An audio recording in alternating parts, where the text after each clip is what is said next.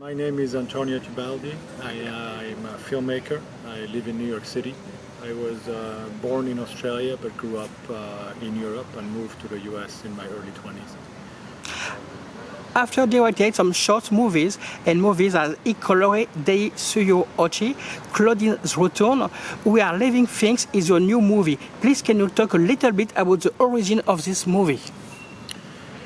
We Are Living Things is something that I wrote with a very collaborator that I work with a lot, Alex Lora, who is a Spanish filmmaker.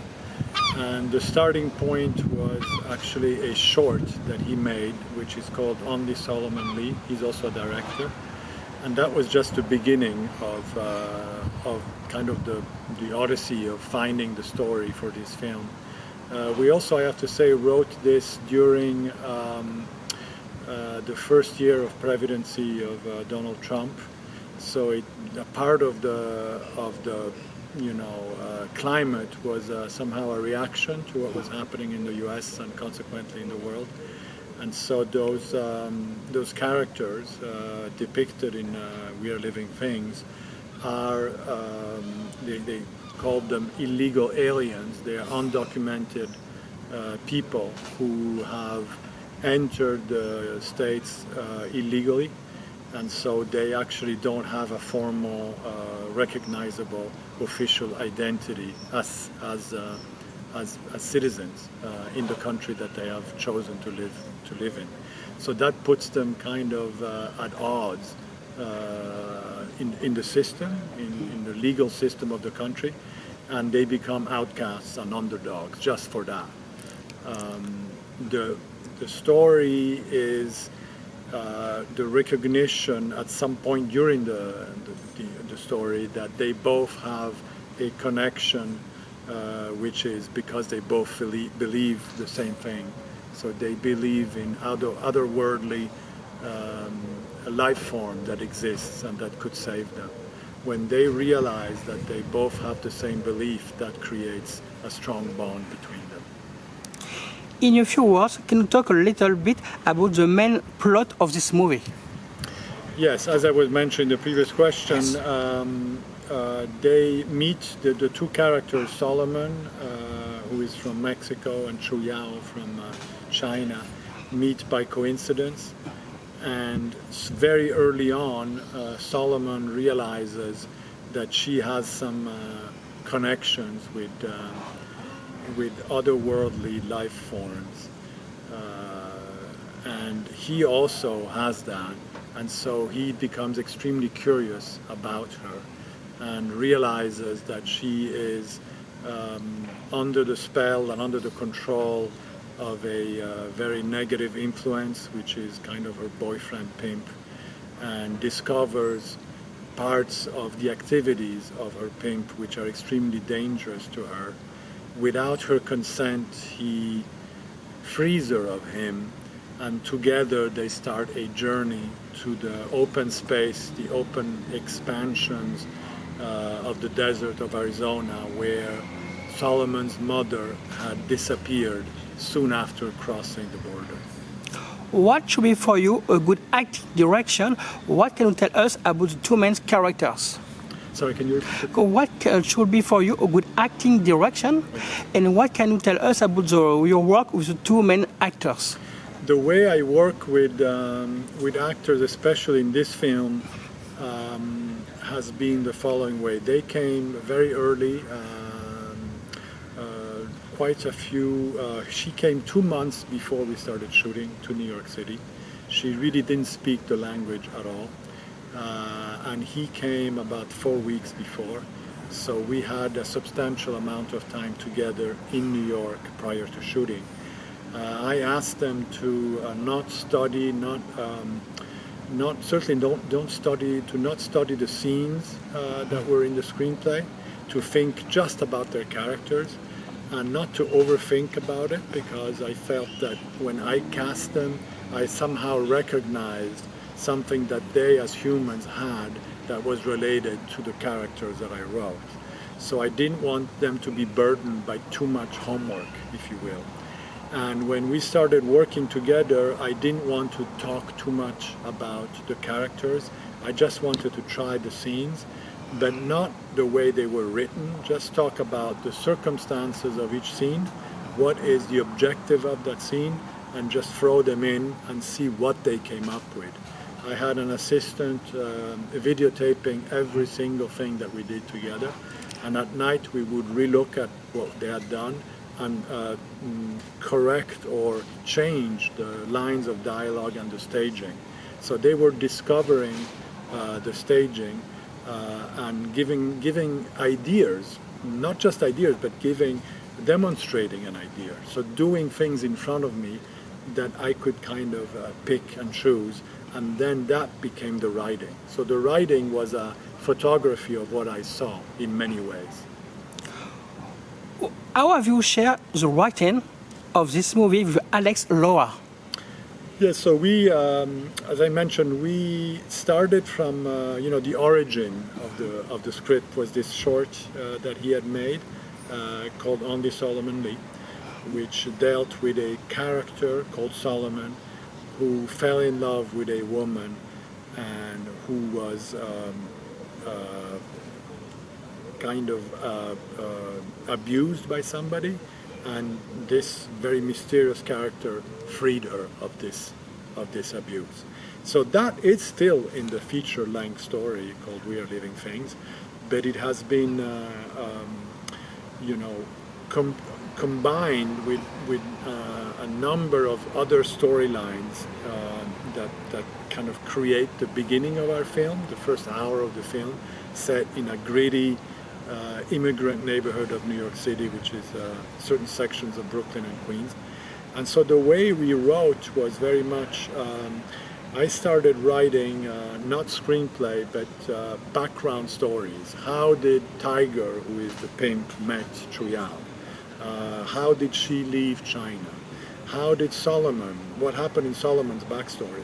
So we wrote everything that's actually not in the script.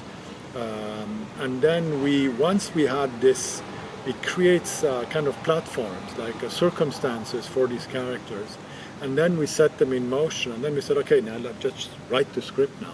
So we started working on outlines of potential stories, and as we went along, we would very often modify the backstory of the origin in order to accommodate certain directions that we wanted to take. So it was a bit like, when you go to a theater and you see those people that have those things that they move and the dishes are on top. It's not unlike this. So you're starting with all of them moving, then you see one that doesn't move or doesn't move right. So you just change it, and now it moves similar to the other one. So that's a little bit the kind of the dance that we did together in the conception and the development of the script. The opening end of your movie is very interesting. Do you believe in aliens and UFO? Have you some theory on that? Yes, I believe in UFOs is a trivial name for it. It means unidentified flying objects. The translation in French would be OVNI, which is objet volant non identifié. But in both languages, it's kind of it's just our perception of it. So we don't know what they are, and they're flying. But if you think about it, it's the idea of unidentified flying object is very elementary. Even the word itself, and I think if there is an intelligent life form outside of our galaxy that is observing us, or that is taking some of us and returning them, or whatever they may be doing, it appears to be non-belligerent with us, which is hard for us to understand as humans, because we are very belligerent, and we are we create colonies. The countries in power have always abused others, and even our animal system is based on a kind of a domino effect of violence. The United States is a history of violence per se. just in terms of the way the country was discovered, quote unquote. So I feel like even the word itself of UFO is very diminishing of this potential possible intelligent life form. Now, do I believe in an external life form? I think it's extremely possible that it does exist. I think it's more likely that otherworldly life force, life intelligence exists more than a God, in the sense, or at least in the way we conceive God. So we have created religion to answer questions that are related to the mystery of why we're on this earth, what happens after death. But I don't know that we have questioned or really thought of, are we the only intelligent form out there? And do we really want to know? I feel like we are very egocentric as people, and we want to believe that our Earth, is central to the universe. And it's, I don't know if it's accurate, to be very honest. We will probably never know, certainly not in my lifetime. But those are to me, very interesting questions. They are more philosophical than about the UFOs per se. What can you tell us about your filming locations? So the filming location, when I make a film, I always try and think that, you are doing a representation. Representation means present again. So when you present again something, you are looking for extremes, so you're looking for contrast. So in a story, I think you want to try and find the tips of your story that touch the edges of what you're telling. So in this case, I live in New York City. I've lived in New York City for more than 20 years. And I have discovered in the search of the location a whole other city. I mean, it's a huge city, granted, but I didn't know a lot of the locations that we ended up choosing. And it came out of tremendous amount of work of research, meaning research just driving around, getting hints from people. And we had an amazing team from Handmaid's production that we did basic location scouting for over 5 months. Before we really knew if we were going to even make this film. I said, what can we do? How can we start? I said, well, we can go and look for locations. It's the cost of the gas, the cost of food. It's not going to, and we're going to discover a city. So we're like, professional tourists of cinema, and we will end up with interesting locations. So once we had this kind of gritty, and we knew a lot of the scenes at the beginning would be in night, so in darkness, with artificial lights from buildings and so forth, or practical lights and interiors.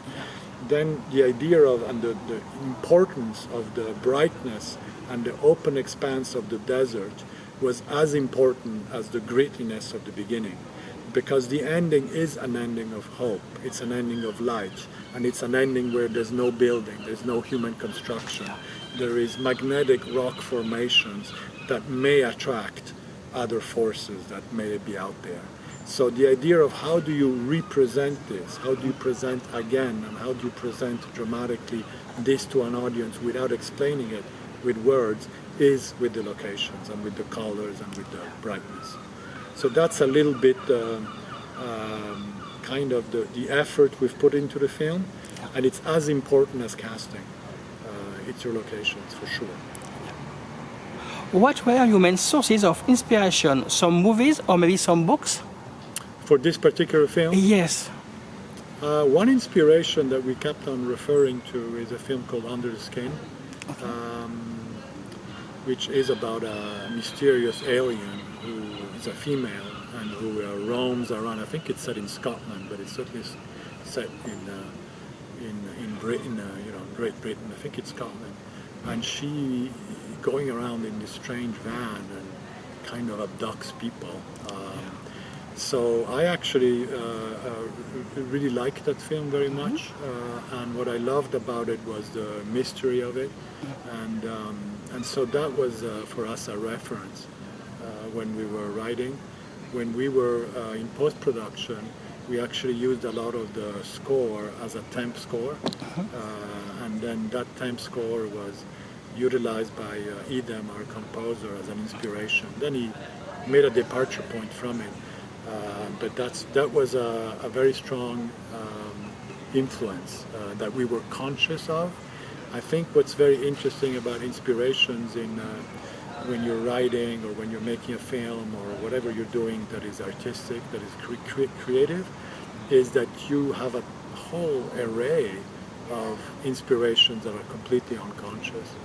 And I think the most interesting work you do with your unconscious, actually. Which are for you the good ingredients to create such good drama movie? The actors, the screenplay? All of those. I think what you're looking for is, I think you have three elements that compose a film, a narrative film. Yeah. And you're looking at characters, so the people in it, the plot, so the action that occurs, and the third one is the theme. Yeah. I never burden myself much with the theme itself because I feel the theme is the luggage that you carry. It's kind of your backpack that's not external, that's just glued to you.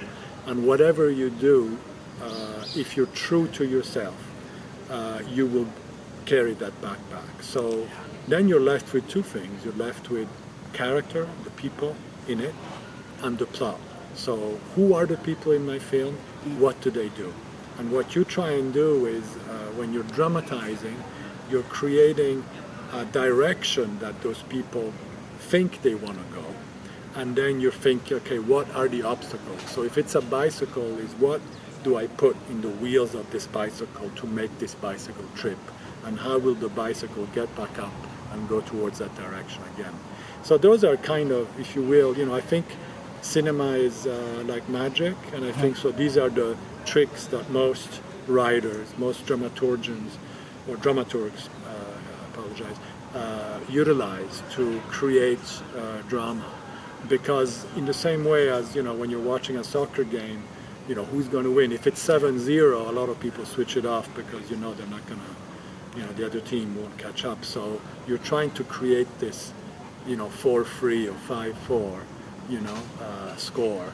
And but it has to be ingrained in the body of the dramaturgy. If you see the mechanism where it's artificial, the obstacle that you're implanting, then you're failing, I think, as a writer, because your audience sees it coming, and you're there. The audience anticipates you.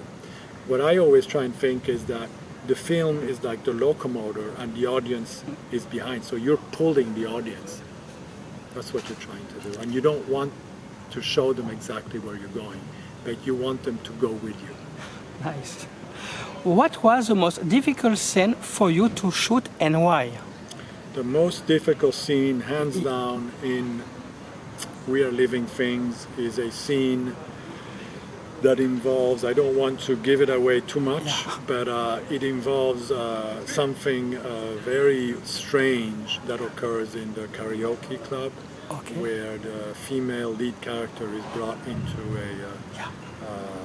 a room, and I'm not going to say what happens, but I'm going to say that it's difficult to watch, I think, in many ways. It's unpleasant to watch, and it was extremely unpleasant, and I felt very weird shooting it, and I don't know exactly where it came from, but it's in the film, meaning in my mind I'm not sure where it came from. What can you tell us about the collaboration with the composer Ash Scott Salinas and Logan Staley? Those are the ones that I don't... Sorry, with your composers, yes. The composer, okay. Yes. The composer is, his name is Idem. Okay. So I-D-E-M. He is actually originally Italian. He lives in the US. He's a very mysterious person, and he wants to stay that way. But he's an extraordinary, so he doesn't want much information to be revealed about who he is. I can just say that he is European, lives in Los Angeles, and he's a very old and dear friend, and is an amazing musician who is classically trained. And so we had this collaboration that started before the film started. I made some, what they call the mood boards. So they are audio-visual mood boards. Before you make a movie, you have to find the money to make the movie. So you have to hook people who have money and make them understand the type of movie you want to make. So a screenplay is just written words. People would have to read it. Yes. You would have to write it in an amazing way, and people would have to actually read it for them to imagine a world. That's too much to ask for people who usually are busy, who have money and so forth. So what they will look at is either something that is bidimensional, like photography, some very little text, some visuals, and they will look at a 3-minute mood board, which is an audio-visual idea of what it is. So there, what we did is we used footage that we had shot or that we kind of lifted, meaning stole from other films or other things that we felt were parallel or similar to what we wanted to do. And then we took some of those sounds that belong there, and then we had the composer do a soundtrack for it. That's how, so that the collaboration, so the music was being written even before we were making the movie. And then it was constantly modified. And I actually modified the music all the way till, a couple of weeks before the screening here, which is when we completed the film. Your film was very well received last Sunday at the American Film Festival in Deauville, and the debate after the film was very successful as the film. Did you expect such great reception in France? I was very, very nervous. My panic, almost panicked, because the film is very unusual. It doesn't fall into a category of film very easily. So when we were setting it up, so when we were trying to find the money for it, that was actually a winning point. It's not a thriller, it's not a straight drama, it's not a road movie, but it has elements of all of those genres. But it's kind of its own thing. So people were intrigued. Oh, that sounds interesting, because a thriller is commercial, a drama a bit less, a road movie has a sense of voyage, of trip, so we'll see different scenery. So it was a good selling point. Once the movie was completed, people watched it. A lot of people really liked the film, but they don't quite know how to define it. They don't quite know how to categorize it, and therefore how to sell it. So it's. I was concerned that meant that maybe an audience wouldn't receive it. So when I screened it here in the CID, which is a very large theater, I was sitting there and I was really. I know the movie by heart, but I was really looking at the people around me to see if they were connecting with the film, and they were I felt in a very strong way. And so nobody walked out of the movie theater. No. And that is, in festival, that happens a lot. Yes. So all these were very reassuring and actually comforting realizations that came during the screening. Yes. And also the discussion, the debate after was, pretty interesting to me, in the sense that the questions were not trivial. They were pretty deep, and they forced me to, and I like to do that, to level with the questions that are asked and try and meet that standard. So the discussions ended up being philosophical, which was pretty unusual for a film festival. And my last questions, which are your current projects, please? Yes, so I am currently working in post-production of a non-fiction film, an observational non-fiction film that I've been shooting for 3 years in the last agricultural penal colony in Europe, which is basically a prison island off the coast of Livorno called Gorgona, which is, the prison itself is older than the Italian constitution. The prison started in 1869, and today it's an experiment on having a prison where the bars is the ocean, and where the inmates, in the morning, they open the cells, they come out and they go and take care of farm animals. They also butcher them. They take care of, they plant, fruits, vegetables, and so forth. So now I am going back to editing. I have 160 hours of footage, and I have to put it together and find the story. But that's going to absorb a lot of the rest of the year. I also recently completed a short film that is going to start the festival circuit called How She Didn't Die, about a woman. This is based on real events. Okay. A woman who had one son in a boarding school, and she wrote a 3-page draft of a scenario. And in the scenario, the main character is a woman who has a son and who wants to end her life, but she doesn't want to upset too much her son by committing suicide. So she ends up finding a young man, have him fall in love with her, and have him kill her. So we made this short.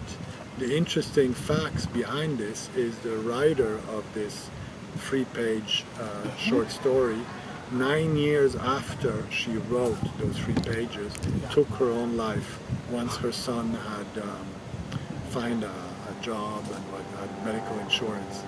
Yes. So those are the 2 projects that I'm actively working on that are already shot.